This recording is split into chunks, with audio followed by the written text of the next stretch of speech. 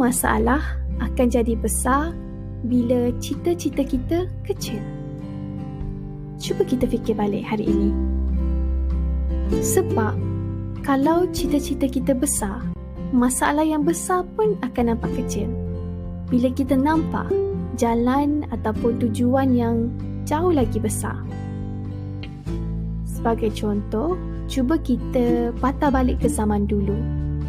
Bila kita budak-budak, semua orang mesti pernah bergaduh mainan ataupun berebut gula-gula. Mungkin kalau sekarang ni kita pandang balik, kita rasa macam masalah yang kecil. Tak ada masalah. Tapi, waktu kita kecil dulu, kita rasa masalah tu besar sangat. Sampai kita rasa macam tak adil.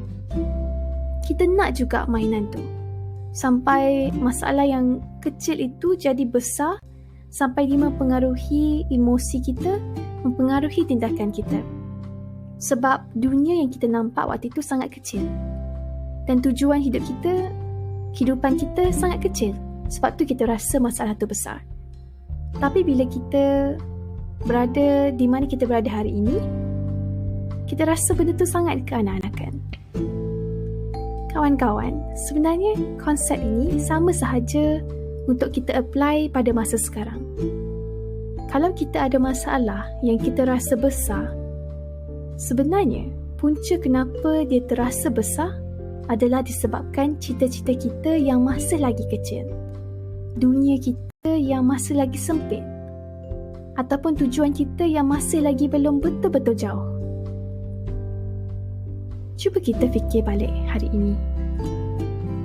Sebab bila mana kita nampak tujuan hidup kita yang sebenar di dunia ini, konflik ataupun masalah apa sahaja yang terjadi dalam kehidupan kita, yang mungkin kita tahu kita kena minta maaf dengan seseorang, tapi kita rasa susah sangat.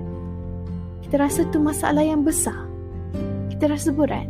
Tapi bila kita nampak apa sebenarnya tujuan kita di dunia ini, kita tak rasa ianya adalah perkara yang sukar.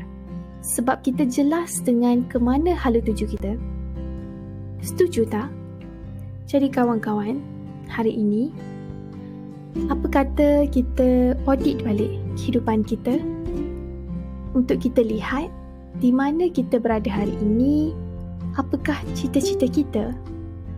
Adakah masalah yang kita hadapi hari ini, yang kita terasa besar ini adalah disebabkan kita kurang jelas dengan ke mana hala tuju kita yang sebenar? Sebab masalah yang kecil akan jadi besar hanya bila cita-cita kita kecil. Dan masalah yang besar akan jadi kecil bila cita-cita kita besar. InsyaAllah.